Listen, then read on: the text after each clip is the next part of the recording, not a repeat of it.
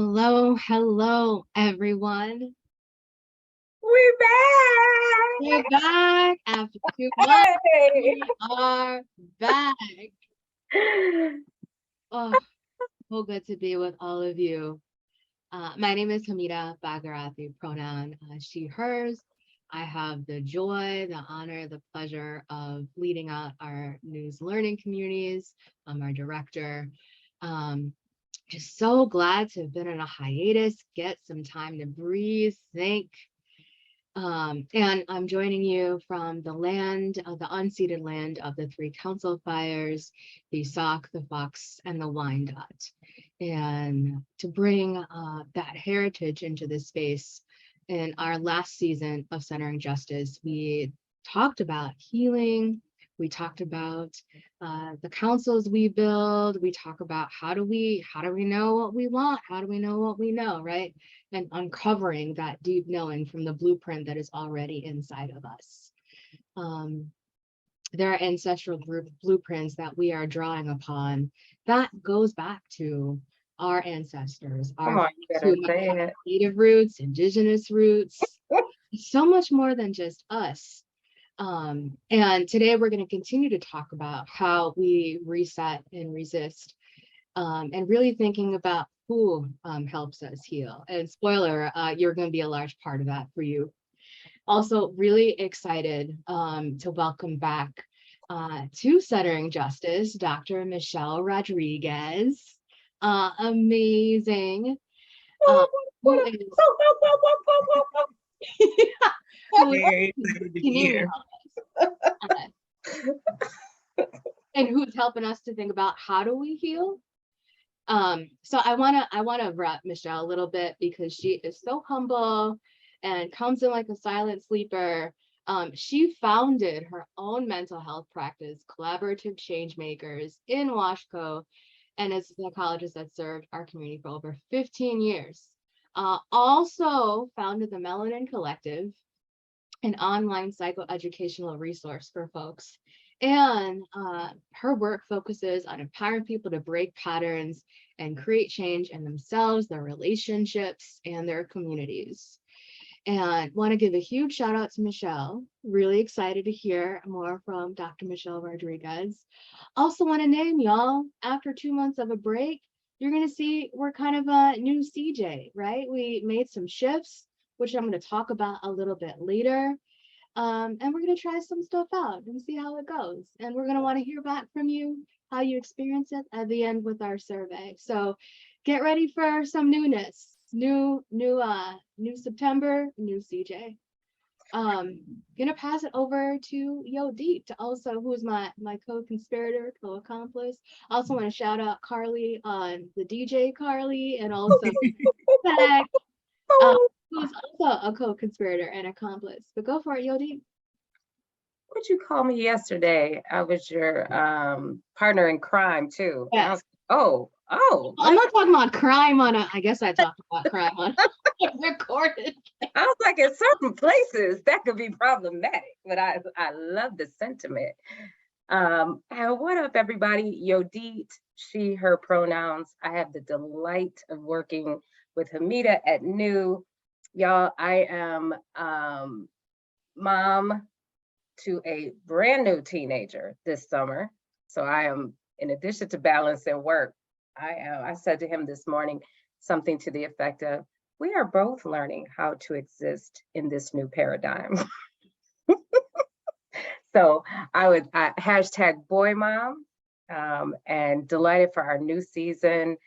I drew some inspiration from, I don't know about y'all, Drink Champs, Angie Martinez's In Real Life podcast. Shout out to Black Dandelion, my co-host on that. Will Jones is here, and just excited to bring a little more play and laughter this season as we continue to listen and be inspired by the wisdoms, teachings, lessons of Black, Indigenous, and people of color leaders in our community. And finally, I might add, I do believe I'm up on the top of the list of the fan club, if not the president of the fan club, of the Dr. Mishelle Rodriguez, who is also a friend. So glad you're with us today, sis. How you feeling? I'm good. I think I feel a mixture of so many emotions, but I think this is a space that always like unlocks some things and I leave it feeling more full. And so I'm really excited to be here. Thank you for saying yes. Can we just keep asking you to come back? Yeah, I have these days with like with low energy, I have like there's lots of hesitance, but I feel like this is always a full bodied enthusiastic. Yes. I was watching your Mishelle will post on her Changemakers page a little bit. You were uplifting the Woman King, the film that came out at the box office. Go see it, Viola Davis. And I thought there's a lot of relevant topics. So we'll get into that in a little bit, but I'm curious, it's been a break, a summer hiatus for us. How's your summer been? Summer's been interesting. I think it's there's lots of change. My kids were changing schools and had all the anxiety and feels about that, which then means me, the empath, has all the anxieties and feels about that. I think I wanted to travel, and this was not a summer where that worked. So as like show and tell, this has been like by my bedside. Catch me if you can. Oh, Like the pictures in here alone, like will give you so much life. Like so, I feel like I was vicariously traveling through Jessica and Bongo. Like I love that. shout out to Jessica, right? From Detroit, the first Black woman to travel to every country in the world, then write a book about it. She is, like you, a badass. Yeah. So everybody that knows me knows that I love food. My other thing this summer has just been like finding new outdoor patio spots to go eat. So I have like a bucket list that I'm not going to probably finish before the weather changes, because when I tell people, then they start giving me more. So if you have more that you want to drop in the chat, let me know. That's been a fun part of my summer. Wait a minute, you went somewhere besides Bellflower? Well, I was regularly at Bellflower. They didn't see me any less. Oh, that's not the try-on. That's like the staple. That's home base. I was there this summer 2 days in a row because sometimes they make a plate and it's not going to be there again, and so I had to go 2 days in a row. Listen, Bellflower play too much with this rotating menu. I need every time I go pork chops to be on that menu because it's the only time I eat them. What was your number one patio spot? Somebody said in chat.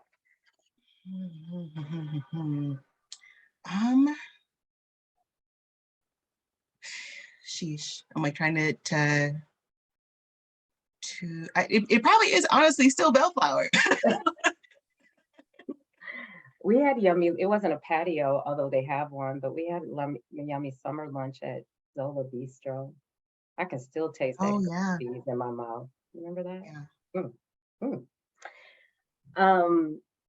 I will say, in terms of looks and feels, I went to, I think it's called Pinky's, like what's that, Royal Oak area, and it's a vibe. Like I enjoyed like the space. Yummy. We didn't actually get to go, Hamida, to Baobab Fair in Detroit, but I did get to go to a Liberian dinner pop-up out in Hazel Park last weekend. The sister chef there, she won the Hatch Detroit contest.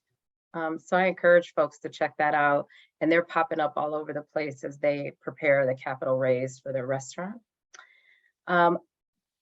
Summer was a blur, thus why we're gonna have this conversation today. But one of the things, a tradition in our family is I take a long break in July. And this summer, in honor of Tyson's birthday, I really wanted kind of like a rite of passage experience. And so he got to go to camp in Costa Rica. It sounds fancy, y'all, but the camp cost the same as the camp here. So basically the expense was the airline ticket. But I've been thinking a lot about our values. Maybe you saw our blog, and if not, we'll drop it in the chat. But we are working on a mission expansion coming out of COVID. Work is changing, how people work, where they work is changing. And so part of our mission expansion is the total transformation of our space here in Ann Arbor. We have a 11,000 square foot building here. And in order to even like wrap my lips around the dollar figure associated with that campaign, I needed to kind of ground in what do we believe. And I wrote this summer a fundraising manifesto that is really keeping me anchored. And so it flows, the manifesto flows out of our core values. And so when I was in Costa Rica, I was delightfully surprised to hear that in 1948, Jose Ferrer, the president of Costa Rica, decided to abolish his own personal army. And then he would later abolish the country's army. So although they are a protected country, they don't have a military or an army. And he said at that time that he didn't want an army, he wanted an army of teachers. And so they moved money from armed forces towards education. And today, Costa Rica has a 97% literacy rate. And it just made me think that that's like in a lifetime that you could really completely transform what matters, what you value, what you invest in. And the wild part is that, and I think about this with my son Tyson, is that Ferrer's daughter would go on to become the architect of the Paris Accord, of the climate change work. So when we take these bold and transformative steps towards deeply values aligned decisions and work, it doesn't just transform us, it transforms our families, it transforms our workplaces. And so I really felt amid all of the like flux of the summer and all of what really feels like a lot going into fall, I appreciated that what felt like the universe giving me a full body yes for something that is scared the shit out of me to raise $15 million. $15 million. But we're gonna do it. We're gonna do it. Hamida, how about you? How was your summer, love? Yeah, you know, Yodi, so much of what you talked about resonated with me in different ways. So this summer for me was about, I mean, really taking me seriously. I think about all the other things I take seriously. Thinking about what it means to take a risk and not sort of like play small or really minimize myself. And something I'm sure folks who've been around me is tired of me saying, but I keep saying I can try and learn new things, learn how to do new things. Really been thinking about what it means to push the status quo. And for me, that means not doing things that feel familiar or I have done before, because for real transformative change, it's change. It's not the same stuff. So I did have the joy of going to Washington and being amongst mountains and water and just falling in love with this state. And I came back because I still love Michigan. I still love y'all. And in my heart, that was a really, really restful space that I kind of want to return to when I do return to in my mind. In alignment with taking myself seriously, I took a poetry course this summer, which is, I'm not a poet. Well, Yes, actually, you are. I'm gonna Yes, call you are. but I think about what it takes to change self-perception about oneself. So I've done a lot of serious like academic writing, like that feels good, that feels easeful. Poetry can be easeful, but it's a little bit of a challenge. But some of the freedom and liberation and frankly tears that I felt through writing, through the course, through sharing, it was so beautiful. And so for me, it's been sort of like putting on layers of icing over and over to reaffirm I can remember who I was, and I can also craft who I want to be. And it's going to feel shaky for a little bit, and that's okay. The shakes are valid and they're real, and it's part of it. Shifting a But little. does it feel as shaky as me being like, for me to let's make centering justice like a No, I felt shakier, and I'm going to talk a little bit more. But we can try out and learn how to do new things. We do hard things. We can do hard things. I will say along that, I've been thinking about how the personal interweaves with the professional. And I too have also been thinking about values of our learning communities.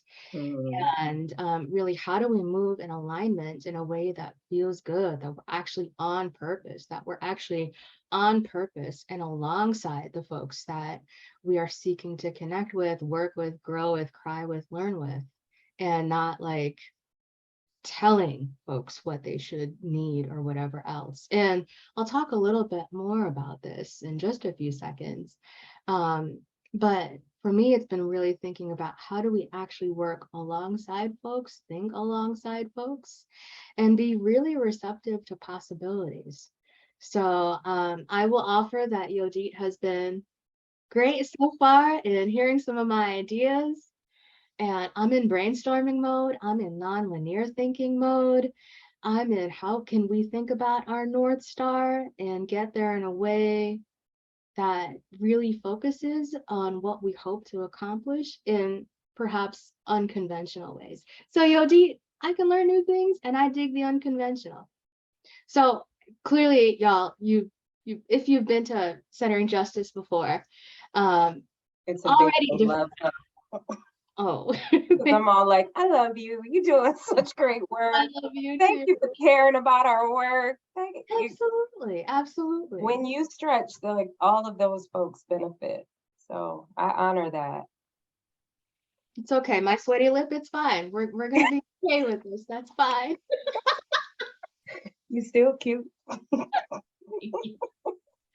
So you'll see that we heard from folks that folks wanted to interact with each other more.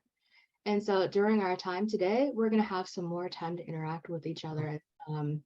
Just like having the audience share perspectives. We really wanted to share a little bit more about our speakers, have some kiki time as Yodi calls it, but also name all the amazing accomplishments that people have and what kind of brought them here and kind of invigorates and motivates them to do this work and be those visionaries and storytellers, and also get a little deeper of a dimension into who they are, not just like what they've accomplished or done. And so our conversation, our grounding conversation, is part of that effort to get to really know people as humans. And so we've been sort of thinking about how do we really uplift people's diversity of experiences and talk about all the things we can in an hour and a half, right? And not just really focus on the things that might be specifically around career or work or topic, but talk about the whole person. So that's going to be one thing you experience. We've also decided to call CJ what it is. Like, we have seasons in CJ. I talked about last season. We really spent time thinking about how do we make those hard decisions? Who do we make those hard decisions with? How do we like deal with the hard decisions and the decisions that come after those decisions? I mean, we're growing into 3 years in this pandemic now, the pandemic that originally inspired CJ. And we're at this place where we've been trying to heal, and there's also harm happening. And what do we do with that? And so for these chapters, we're really seeking to dig into the different levels of how are we healing? How are we working on our healing? And for today's episode, Reset and Resist, we're going to really be thinking about who helps us heal.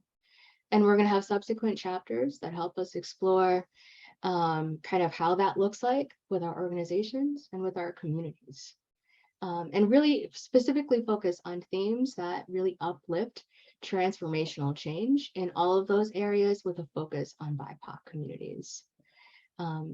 So who helps you heal? That's what has gathered us here today. And we're really thinking about focusing on the me, the we as a group, and the us. And we're going to spend some time really tapping into Dr. Rodriguez. Thanks so much for joining us. To really think about transformation and the ways that we can apply that to ourselves, to our loved ones, to our organizations. And to kind of take us into that leg of our dialogue, conversations, mashup, I'm going to pass it on to my partner in crime, Yodi, to help us think about how we got here.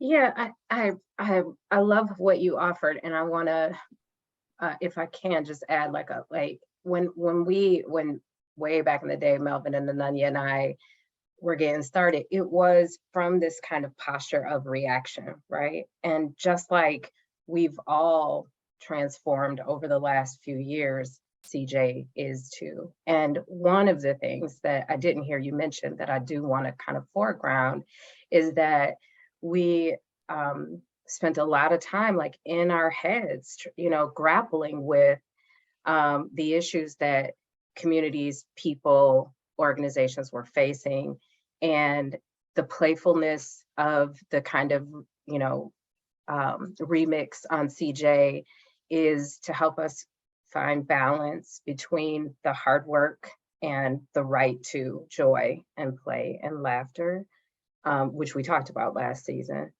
But also that this isn't really like a sit and get, that we want to have people involved in the conversation as well, because we do believe that transformation happens, individually, but it also happens collectively. So later, we're going to ask folks we'll use the spotlight feature and kind of bring people to this virtual table who have something to add to the content. And rather than having multiple speakers, depending on what we're talking about, we may have only one like we do today, or we might have multiple speakers. So those are some of the changes, and we're excited to play in this new environment and to bring y'all's voices in.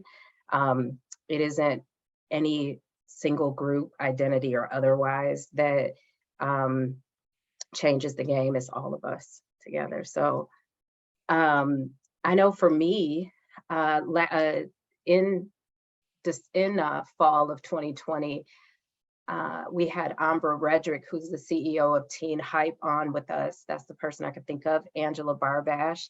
And we were talking about what did we need to reimagine in our organizations. And I think like the reality of the pandemic, the emotional, the health, the physical realities has set in.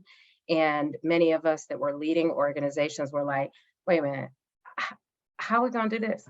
Like, you had gotten sort of through the acute crisis, and then it was like, how would we possibly sustain? And I remember saying on CJ then, like, my like intuition was we need to close our organizations down. Like, we just need to tend to community. But the reality was that having that's more complicated, it's more complex, right? The resources that we get in our organizations help us take care of the families that I was worried about, right? They help us care for the community that was being impacted. And it felt a little,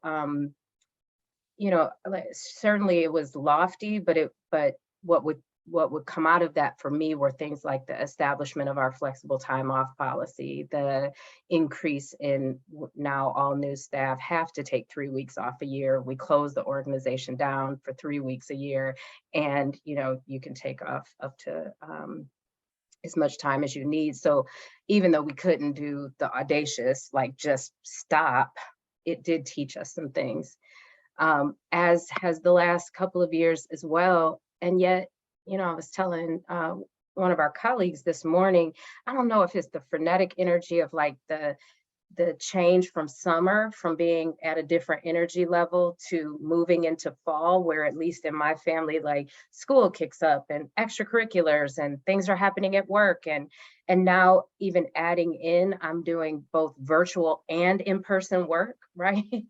That I was like, I felt just that,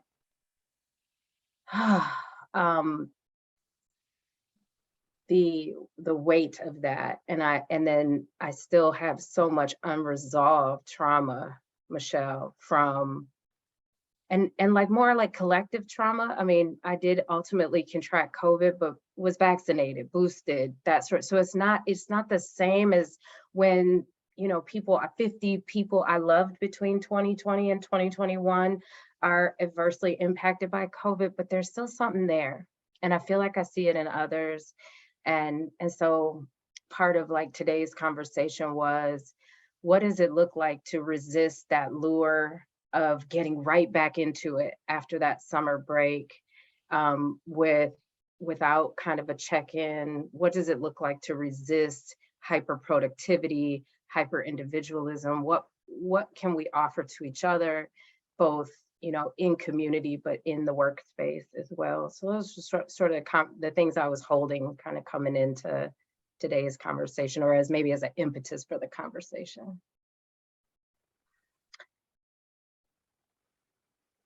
Tell the people. Yeah, I think it's funny. I think one of the first things we realized when we sat down to have the conversation was how big it is. And I love, I think, the model for how we're going to approach it today, because really what we're doing is as opposed to me going up into my head and all of the evidence-based research, which is still here and very present about what the solution is. I think we first started with like, what happens if we drop down, like Kanita used the word earlier, deep knowing of what's actually here right now. Like, what are we actually holding right now? And then from there, in this very kind of circular just way, what do we need right now? And what does that look like? And so part of what we're doing today is having some of that conversation with you all and inviting you into it. So like definitely be really active in the chat. We'll put out some big questions and talk about what some of our ponderings and knowings were about those, and then and draw you guys into the conversation. I think what I knew for myself, and it's interesting because I'm always noticing what's happening and with me, and also what's happening with clients, individuals that I'm meeting with every day who are often working at the forefront of different organizations and then meeting with organizations and consulting. And so data collection of noticing what's happening in me and then what's kind of grouping and happening around. And I know for sure in me, and most of us can probably relate, that we were either essential workers, first responders, like at the front end of attending to all the needs over the past 2.5 years, or in families where we are at the front of trying to help everybody manage the chaos. And so 2.5 years later, like there's some worn outness about it. There's some heaviness about that. There's some, what we know is that when you are acutely responding to crises, that the aftermath, like it takes sometimes years to work and release all of that out of your body. And that for most of us, there has been no pause in which to do that. And for a lot of us, I think summer felt like, I know I went to Juneteenth, it was 2 days and just sitting outside and being with people, like we had sunlight, we had a little bit more gathering. And so that kind of like lifts your spirit. But I think we move into fall and it's now about getting things done again. And there's also like that, the light changes, the weather changes, and I think we feel some of our body slows down. And I think there's an invitation to take stock of what's there, to figure out what's next. But I think the pressure is usually to be like, oh no, new normal, everything is fine, to keep pushing, to keep moving. And I think the danger there is that we move in ways that aren't truthful to what we're really feeling, what we're really holding, what we really need. And so like all kinds of it's like, it's not a good needs assessment. Whatever strategic things we come up with next aren't based on what's real. And so I know for myself, honoring the fatigue, honoring that there were times where there were tears, that there wasn't space to cry because there was just so many things that had to happen. And that sometimes just the pause, like this is the first time for me that my boys are back 5 days a week, full days in school, that there is a little bit more space. And what do I do with that before it just gets full of all the things? I know one thing I knew for sure when things shut down was I was like, why was I going that fast? It did not serve me. It did not feel good. And I knew I did not want to go back to that again. But I think we're now in that moment where we slip right back into the same things, or we have real conversations about what does it mean to take seriously all of how the last 2 years have impacted us? What do we need going forward? So I want to put out a question to invite everybody into this conversation. And this is kind of a question that we were sitting with yesterday, but we're gonna, again, get out of the just talking about it and really take seriously checking in with ourselves. So this is a little bit kind of meditative, and I invite you to do whatever feels comfortable to you, to maybe just breathe and just feel the connection to everybody here, or if it feels good to check in a little bit more with yourself and just let yourself notice and do only what feels you. So just in this moment, take a few deep breaths and just check in with your body. Sometimes I know I've checked into places, Sharonda at Cocoa Healing Collective, and thought I was breathing and I really wasn't. So notice, like, just let yourself breathe in, hold it for a second, and let it go.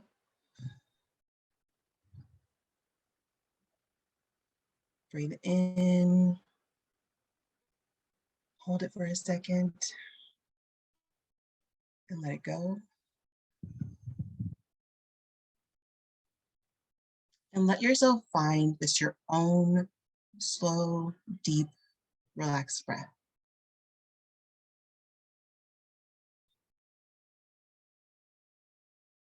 Noticing just what it feels like to just let that breath move through your body. You don't have to fix or change anything. If you notice in some places it's tighter or it doesn't go all the way down to your belly, that's okay. You're just breathing and noticing. Maybe noticing your feet on the ground, the sensations around your belly. I know for me, just even resting my hand there feels good.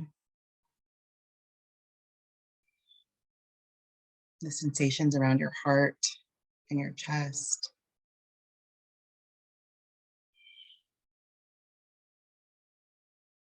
Even just the light and the temperature in your room and what it feels like on your skin and in your body. You can just stay there in the breathing and the noticing.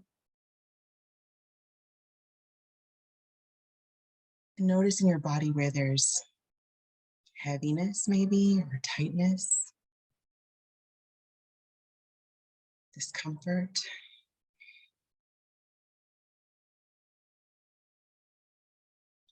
Also notice where you may have some relaxation, some lightness,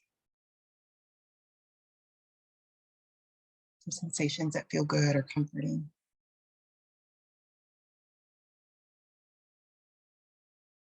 Just notice any sensations that are there and let them just be okay.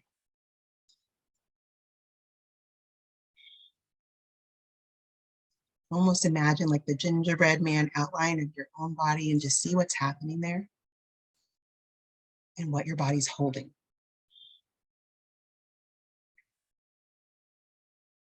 And if it feels right, you can just stay there, just breathing and noticing the sensations.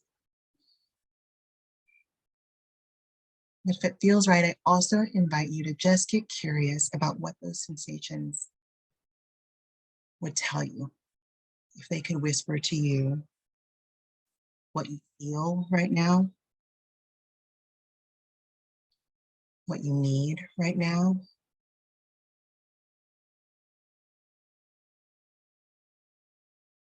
what you long for, what you hope for,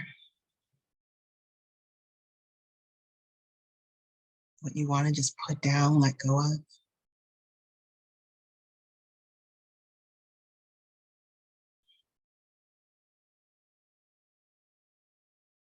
And notice without having to fix or analyze, but just honoring what's there.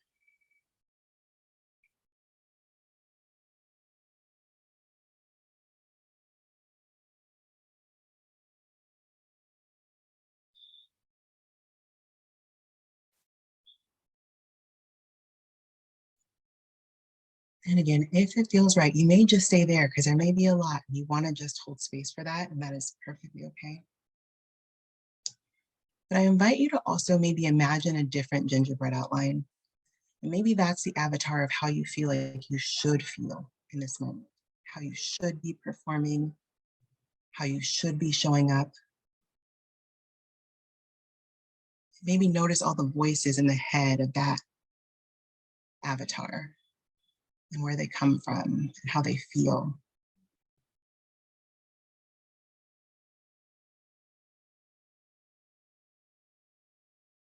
And even if any of the sensations in your body change, just even feeling with that avatar, how it holds all those shoulds and do's.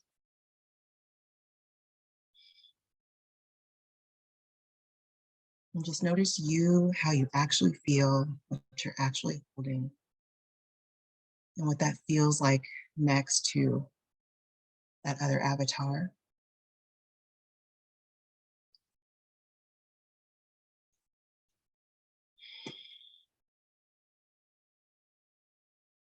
And take a few more deep breaths, honoring the differences there, honoring any deep knowing that came up, any curiosities that came up.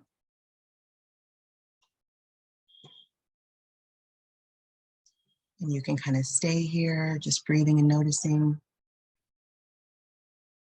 If you want to, you can gently come back to the room and jot down anything that stood out. Just move at your own pace. Yodit and Hamida and I are going to come back to the room and to you and to each other and just share some of what we noticed as we checked in with what we were holding, as we checked in with the shoulds that pop up for us and how they affect us. And you can share in the chat what you noticed if you feel comfortable. You can also raise your hand if there'll be a time after we share, if you guys want to jump in and tell us what's showing up for you. And I'll start. I think what I always notice is that no matter how much I slow down, my body craves more slowing.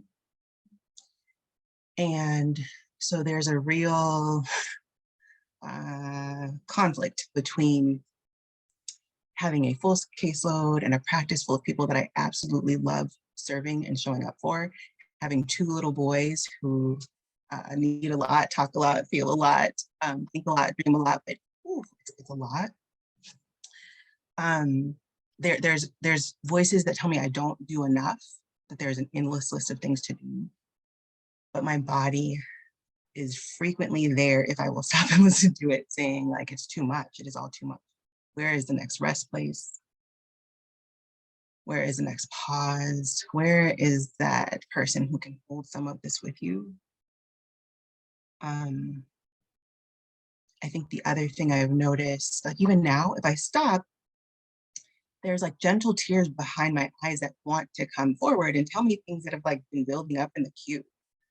And I think one thing I've been learning, you would think as a therapist, I would feel like it's okay to because I'm good with it in sessions and I'm good with helping people hold that. But I think that both with being a Black woman, I think I've kind of got the like, ain't nobody got time for that, like there are things to get done, or quick, like real quick, and then what's next. But I think one of the things I'm playing with right now is that it is okay. I do have to, in my life, I feel like, create the times and spaces, but that there's something really sacred and important about the ugly cry. I feel like Yodit's one of the people in my life that has reminded me of that. And every time I let that happen, on the other side of it, I'm like, there is more space in here now. Like that was so needed. But I have to deal with the voices that say like, that was too messy, that was too much.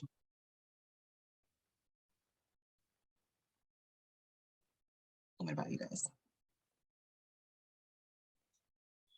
So Mishelle, I will say I do actually, I don't make space for crying. My crying makes space for me. And as you were, I mean, clearly I didn't hydrate enough for today. But as you were leading up to that sort of like guided meditation, I found emotion welling up. And I found the two gingerbreads sort of in dialogue with each other. That's like, you shouldn't cry. You're on camera. This shit is being recorded. And that was a true feeling that was coming up for me. And I opened my eyes and looked at to see what y'all were doing. And I was like, you know, we can't stop this shit. So it's going to happen. Okay. That's just what it is. But I think about in some ways that even in that moment, Mishelle, like trying to make like intentional decisions about how I show up. Like Yodi talks about like, who's here? Is it you or your representative? Like me and my representative were having an argument while we were trying to do this meditation 3 minutes ago, which was wild to me. I will say what came up for me is sort of what I touched on earlier, this tug between the things I used to prioritize and the ways that I used to move through the world and the new ways I want to move through the world. And in some ways, I'm like, damn, you spent 38 years doing that shit. You really dedicated, didn't you? Hardcore. And so now you want to move differently. What's that really like? Like what does it mean to actually change? Not just talk about it, not just like say different words or talk to different people, but really substantively change. And I feel this longing and this real draw to be different, but also this sort of fear and scaredness. Like little Hamida is like, that's fucking scary. Do we want to do it? I was just awed at the inner dialogue that was coming through. Thanks for doing that for us, Mishelle. Yeah, and can I just, we invited some feedback, and Celeste popped in the chat to say, you know, I always have a hard time sitting still, that sometimes it's easier for them to lead a meditation than sit in it, and kind of in a similar theme. Diana had, you know, some shoulds show up, right, for them, versus being able to fully participate. And I felt a little bit of that. I'm always like remember Eat, Love, Pray, when she talked about being in the ashram, if you ever read that, and she was supposed to be meditating, but she was like, but I hear the mosquito and I see something over there and my mind is, and I think yogis call what I was experiencing like the monkey brain, you know, or sometimes my team hears me talk about it as like Vegas happening in my mind. And so what I felt, Mishelle, when by that, like the slot machines, right? Like I feel like when I wake up, they're like ching, and then that thing is like,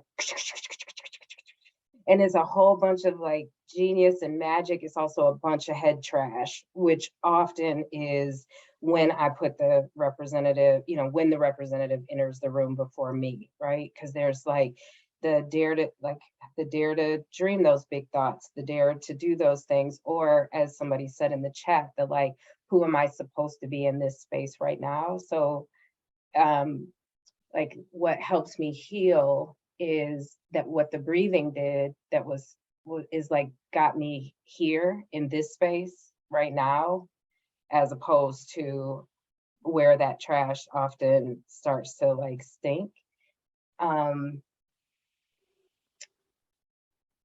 And I did find myself dozing a little bit, and I was like, Hamida, you worried about crying? I'm like, I'm about to be asleep.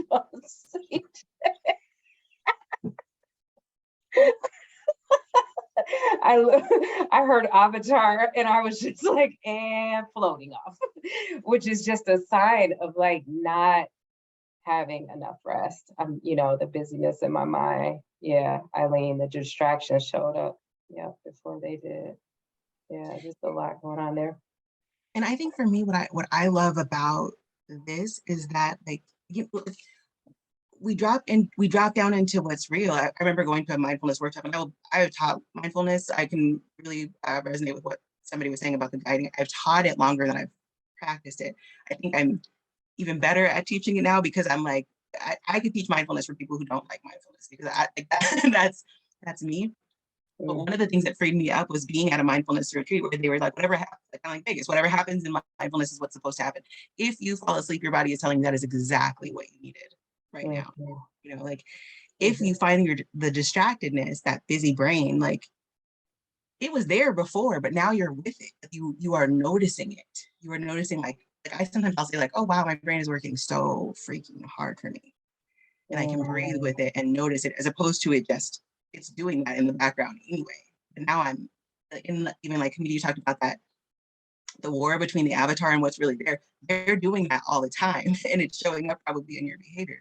to actually be present to that conversation, that like tug of war that's happening. I noticed that at the beginning of the year. I was even talking with my therapist about it. I'm like, I'm so clear on the parts of me that want to slow down and like try, and I feel the parts of me begging me to reimagine life around that.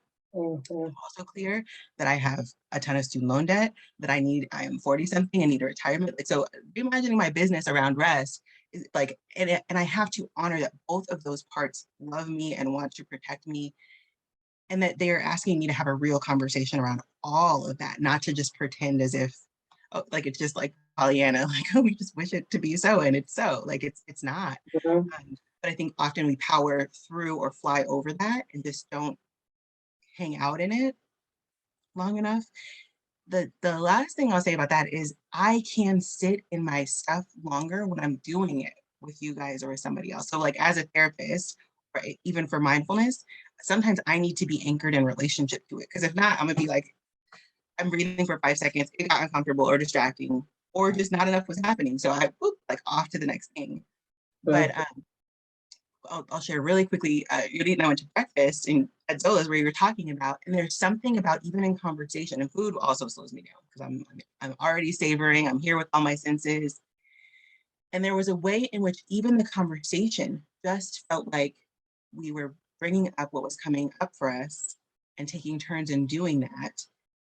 And there was just an anchoring to it. We're not going to fly over, Mhm. you know, and sometimes noticing for each other, like, ooh, that seemed like that had a lot for you, and just letting that. So sometimes it doesn't have to be, I think we're taught that mindfulness is individual and Mhm. that it's supposed to look a certain way. And I don't think it has to look any of those. A lot of times I know that I notice that I rock because I need the move. I think it's helping the stuff move through me, but I also need something to, there is energy in my body, and sitting still with it doesn't seem to be the thing that helps. Mm.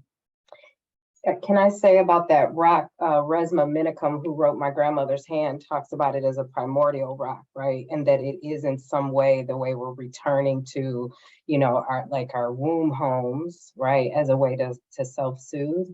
But you got me thinking about something else, that like almost like what is the consequence when we, and you a huge chunk of your practice is working with high achieving folks, right?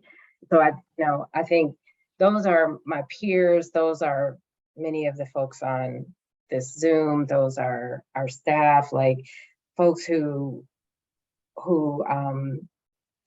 and I don't mean this in a bad way, but like have been rewarded for being producers and high achievers, right? And rewarded in their networks, rewarded in their work, rewarded in recognition. And so it's almost, you're like almost incentivized to work at that level. And I didn't say this at first, but people will be like, I know you're so busy, but or you better, you need to get some rest. And it's like, it's not that easy when, as you say, not just the demands of paying off our student loans, or from, I know for you and I, caring for our children. Like I lost my cool with my kid yesterday. And when I was processing it with a friend, they were like, it sounds like you were both overwhelmed. And even them saying that and witnessing for me in that way moved me past the mom guilt that is always on when you have been called into purpose and alignment. And I think to kind of tie this all up, like it's that I don't feel like I'm spending my time doing anything that the ancestors and the creator hadn't called me to do, right? I mean, I feel like I've like kind of weeded out the things that were not the best and highest use of my time. And even really the relationships that were as well, right? Like I feel like that was a big chunk of my work over the last decade. And still,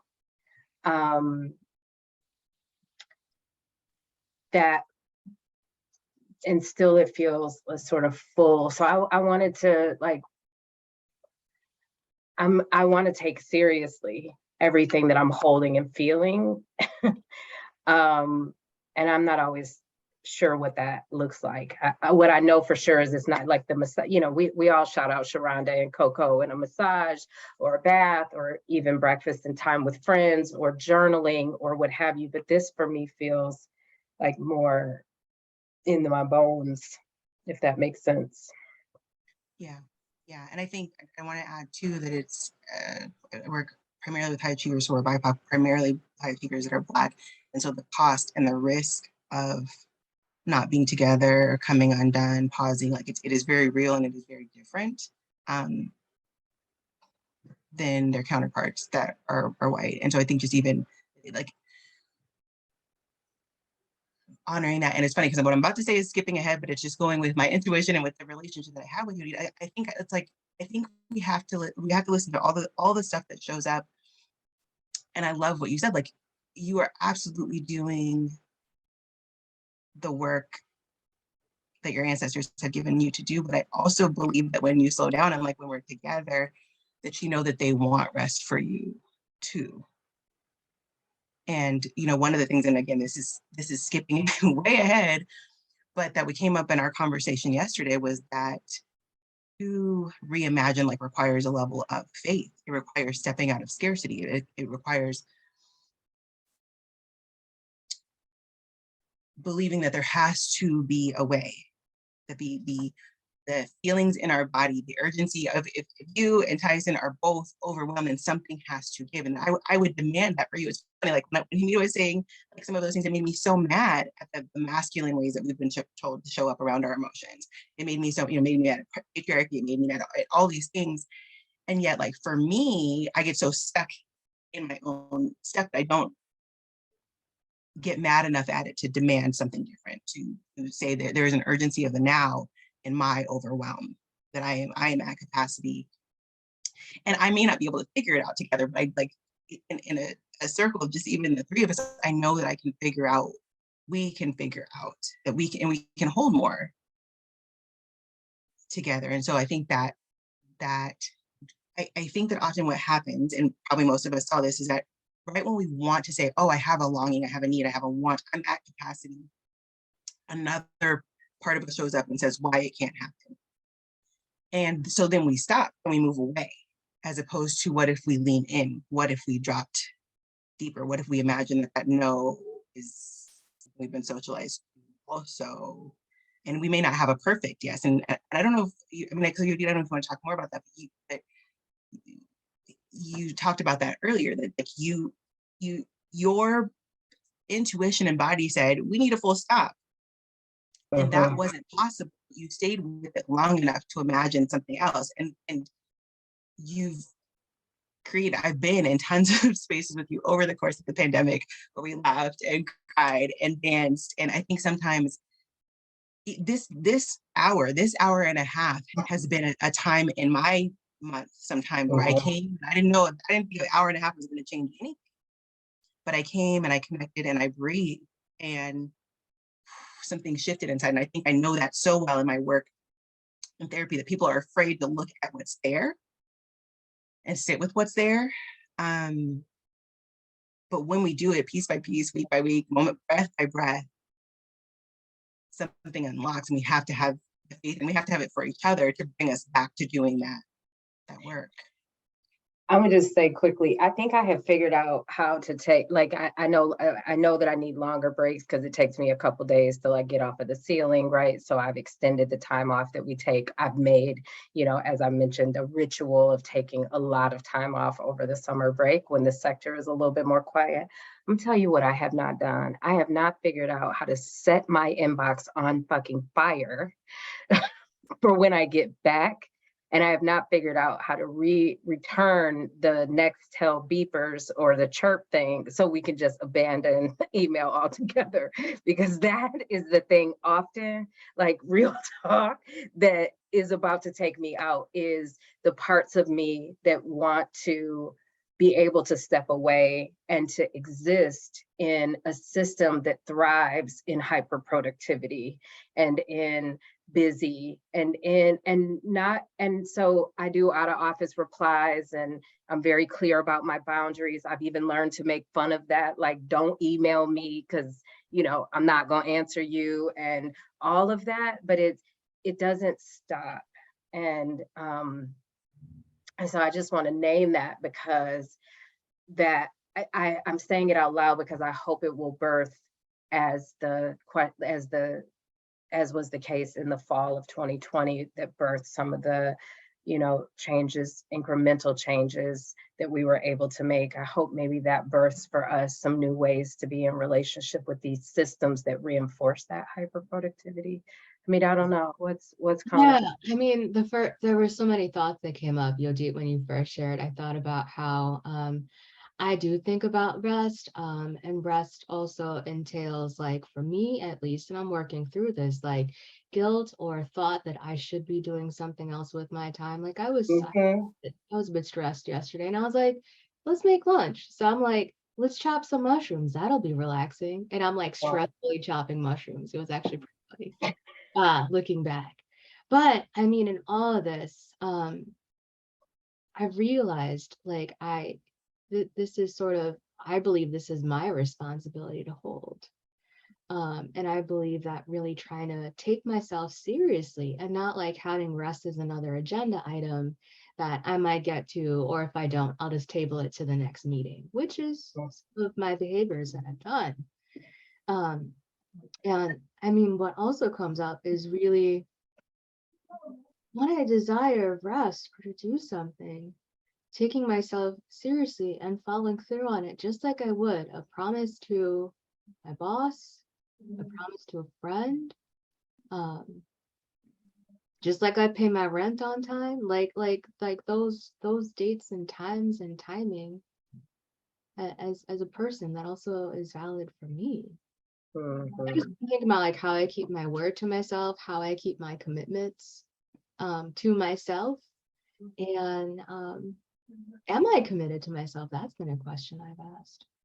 So this desire for rest, it is a little conflicted at times for me, but I feel like I'm starting to get a little bit on the other side. And sometimes I just got to be honest that it's not going to happen exactly the way I want. And I'm going to figure out a way to build it in. And also rest doesn't look the same way for everybody. Like yesterday, rest was on my couch because I was not feeling physically amazing. But rest is also writing for me in some ways. It's a respite than rest for me. Like that little bit of a break to really go off and do what it is, whatever that little hand is tugging me to do, to be like, yeah, let's do it. And you and I talk about this, H, because your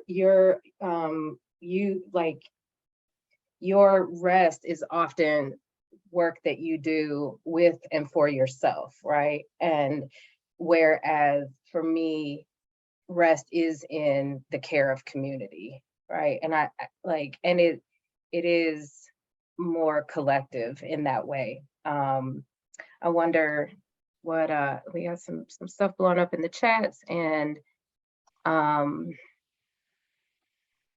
yeah, I want to put out a couple of to make sure the questions. I think we've already gotten to our second set of questions, but just to kind of get everyone in the discussion too. It's like, if you took seriously what you were holding and feeling and the caring for it, what would that look like? There was a phrase in I think it's Rhonda McGee said about like moving at the pace of your humanity. Like what would that look? And noticing, like putting down on paper, making real the objections, the obstacles, the anxiety, the fear that comes up about those shifts, like making those things explicit, like getting curious, interrogating some of those. I think you have these expressions like, like Black Lives Matter, and I've had to ask myself, like, if I'm going to live that, like, what does it mean to treat my body and my life and my feelings and my matter? And I don't think you don't have to arrive at perfection about it, but and I love what you said even about Costa Rica. Like, I want to live in such a way that shows my children what I believe about rest and needs and joy and play and connection. I'm thinking about like the expression like, you're not gonna kill me, or you won't break my soul. I believe those things, but my behavior doesn't say that it's true. And I think I love the moments of people like Simone Biles and Naomi Osaka saying like, full stop. Like, and they did it at great cost. Like not once it got easy to do, and all of us may not be full stop, but like what would that look like But for my team, we've had 2 weekend rest retreats over, I think, the past 6 months or so. And Carly, I don't know if you can drop this quote into the chat, but this was one of our retreats, the quote that we just meditated on. It just was up on the wall real big, and it was there to kind of be in the space. It says, I want a soft life.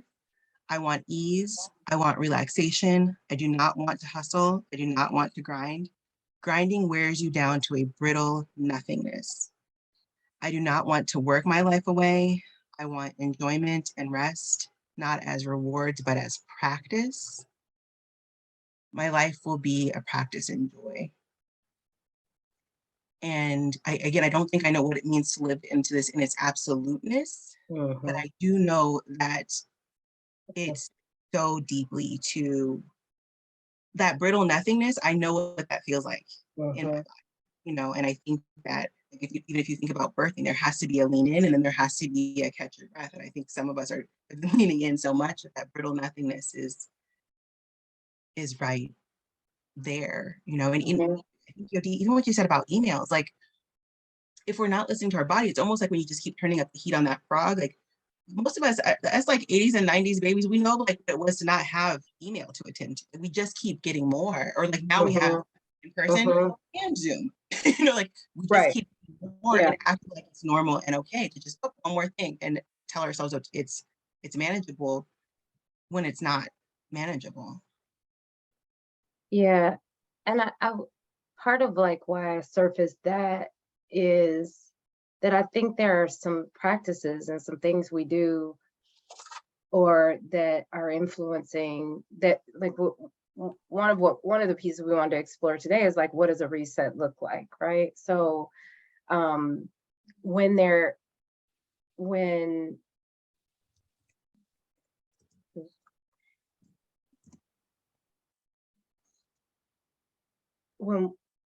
within the last few years, I have said, and as recent as last night with our board, like,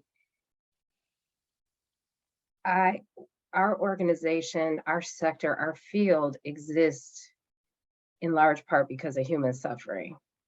So when people are like, rest, as a humanist, right? As somebody who feels deeply connected with the world, like, it's hard for me to be like, okay, I'll rest, right? Now, it's not like I am not solely charged with, repairing that, right? But I'm a part of that and I feel deeply connected to it. So what I find helps me reset and who helps me heal is to be in community with others who, and why I brought up email, who can help me think about some specific ways of setting some boundaries, right? Because I think sometimes these conversations or these practices are so lofty, like meditating. One of the reasons why it wasn't very appealing to me early on is when my son was little in particular, like from the moment we hit, he woke up, the day was going until he went to bed, right? And I didn't have that time. And it helped when I was in community with other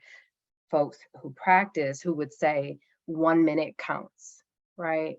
The affirmations that you and I share back and forth with each other, or the funny videos, like sometimes those for me are the moment of levity or reset in a day, right? Or last night when I was processing losing my cool with my kid, and another adult said, wow, it sounds like y'all were both really overwhelmed.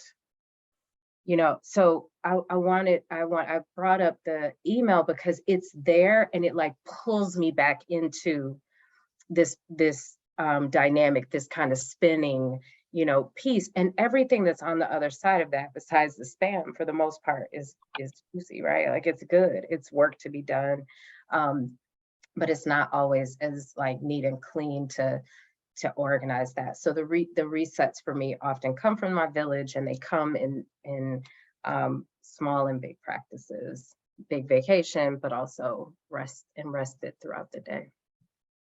I think to me, like, even the truth telling is huge. Like, if everybody in here who leads an organization comes in here and here a tear can't be shed, and we can't say what we're really holding, then I think we create more of what we don't need, you know. Mhm. When we had that retreat with my team, which just happens to be all Black women and mostly Black moms, like the fact that we all took it seriously enough to just have that weekend and we had to talk about like what are our anchors, you know, and some of that's going to be the cooking, the laughing, the moving together in space, the putting away of our phones, like what are the anchors, what are the routines, what are the rituals, who can hold the truth like with you.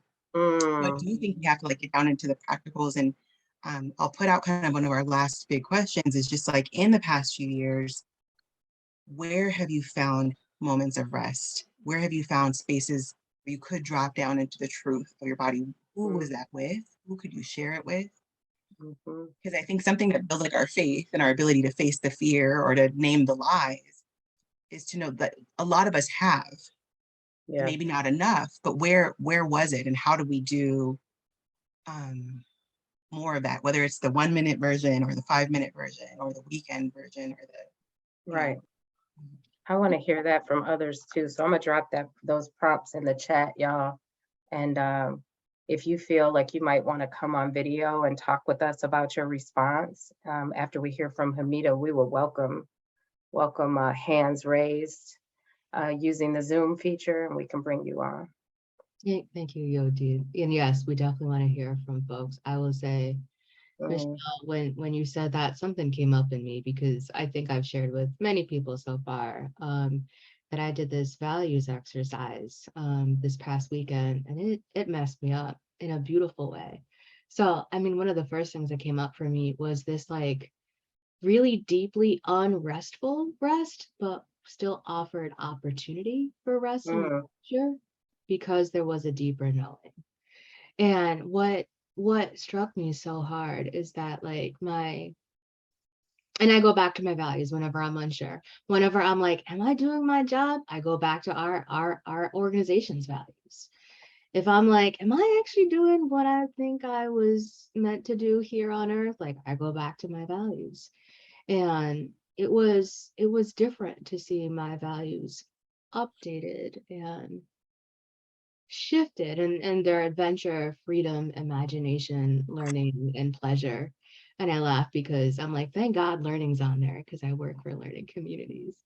Then I ended up like writing out a little bit about what each of those mean for me and where am I in alignment and where am I not in alignment. And that was something that was like, I felt a deep satisfaction of like having that better sense of knowing, like I knew somewhere before, but I knew in my head and my heart this time. Um, and so that was so refueling. And now I'm in this spot where I'm like, so how can we get in alignment or better alignment? And I think really what I talked about at the top of our time together, like trying new things, learning new things, those are my values speaking out. Values that I hadn't realized had shifted into those. So that was a time 3 days ago that I felt like I got rest. And I think what's more is I got a little bit of peace of mind, which Mm. real powerful and less. Mhm. Yeah, I think one of like some of the lies is that, I mean, sometimes it literally is like when you're parenting and stuff, taking away from something that 1 minute, you know, like that my little check-ins with Beauty throughout the week, the you know, in between meeting meltdown, the nap, it's taking away from something else. You know, if I get in the shower and say like I'm leaving everything outside of here and I'm just breathing and feeling water for the next 15 minutes, like the myth is that I somehow have less to give to the people who need me, when in fact, like I actually feel more space in here and I have more. One of the we got some good comments. Um,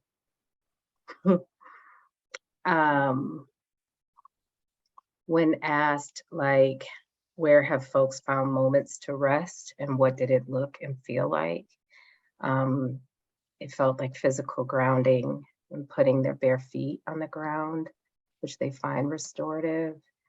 Um, and on the grass and in the dirt and in the sand and in the water. They're near it, and nature, and near trees and taking baths. And ooh, when there's a thunderstorm coming and they can see and feel it and can be outside near trees blowing in the winds. And swimming is meditative for some and restorative. And then space where there's openness and pause. Ma in Japanese, if I'm saying that right, Eileen, is intentionally appreciating the space, pause, openness, and emptiness. And it comes up in their music and in physical spaces and schedules. So sometimes they have a week of Ma at the end of each month at the Great Lakes Taiko Center classes and practices and hot yoga. And I was thinking about like I have stories from at least 5 or 6 generations of women in my family of care being in the care of other Black women. And so I just wanted to name that. And as simple as, yeah, breaking bread, but also dancing, to see, when you see the Woman King and the juxtaposition of women in bondage who find dance and movement and practice and braiding hair and, you know, teaching movement and martial arts, like, it's so powerful for me. I just found it restorative to watch it. And I believe that, you know, part of how we were thinking about today's episode and is like, what are the practices, what are the pre-colonial practices we can draw upon? And so I just want to name like those sewing circles and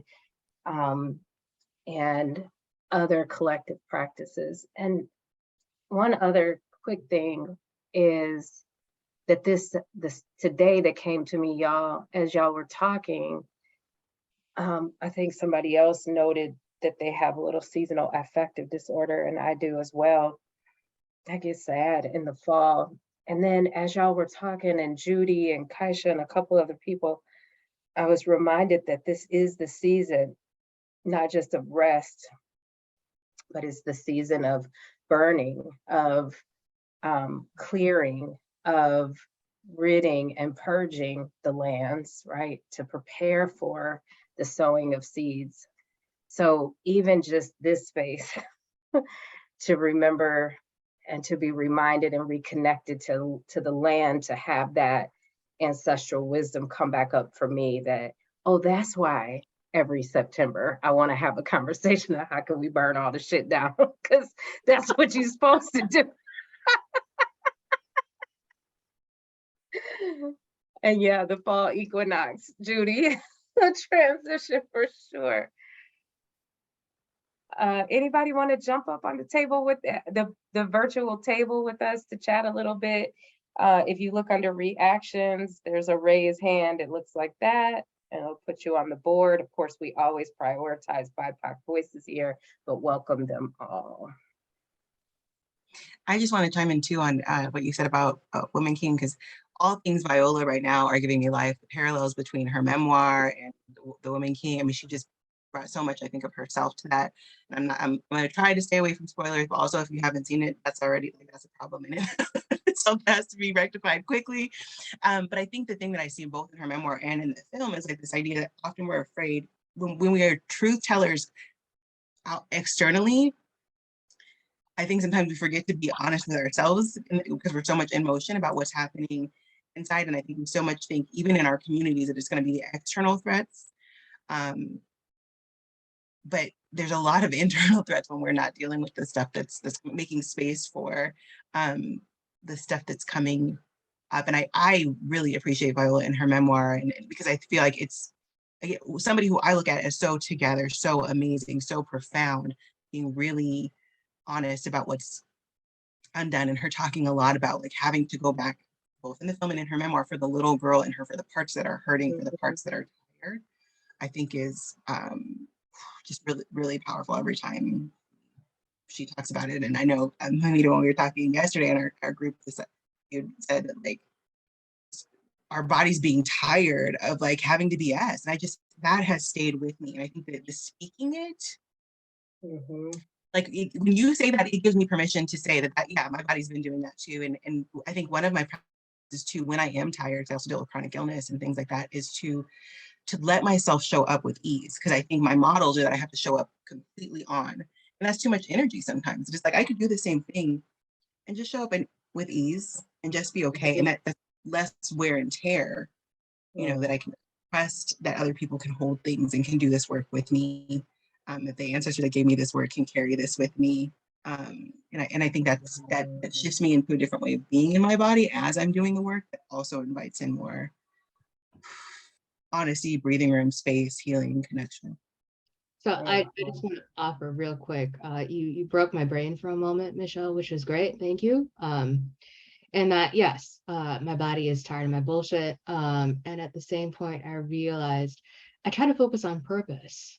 And when you were sharing, Mishelle, it made me think about, so if I'm thinking about purpose, how much of my energy is going towards that representative, and how much of my energy is actually on purpose? And am I just undermining my ability to even like connect with my purpose because my representative is in the way? That's my bullshit. Huh. I don't know where to send your copay, Mishelle, but let me know. This is good.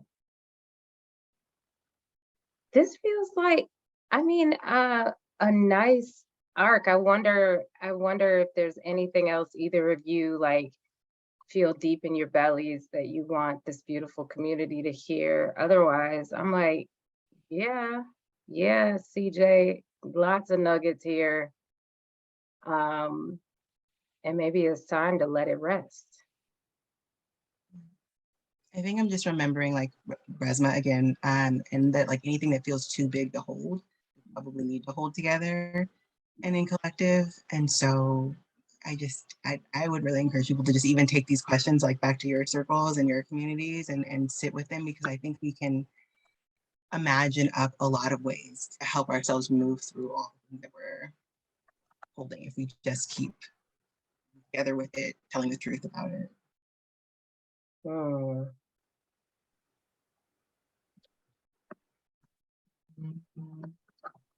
I just had, so you know what's coming up next, y'all, is Wakanda Forever is coming next in November. Talk about more good movies. And Carly, I want to ask you, if you will, to wrap us up with, and if we, now that we have enough time, Carly, I want you to bounce this Tim song for us. If you can get to that fast enough. And I would just encourage, as maybe a closing practice, this is Tim's, the artist who is featured on the Wakanda Forever soundtrack, and a beautiful song that I think would be a great way to thank the both of you for another beautiful conversation, and the women in films in this space that If I can, joined us today. 30 seconds before, I also want to shout out somebody else, DJ Carly, beloved Carly, who was the linchpin of our team. She shared a link in the chat for a survey. We want you to get down and enjoy the music. And I'll use I statements from here on, because only I know how I feel. We made a lot of changes this time around, and I'm curious to see how it felt for you. We got some good vibes in the chat, excited for that. Want to know, let's co-create, right? Let's kind of put your stank on this space too, because we want this to be more shared. So what are things that you're like, yeah, this is great, let's keep doing it? And what are things you're like, maybe not? Like, take a couple minutes to let us know. And really, thank you so much, Dr. Rodriguez, for joining. I just got to call you Mishelle. Thank you so much, Mishelle, for joining us. and Yodit and Carly and every single person who is here now and every single person who was here but had other things to do. Just really thank you.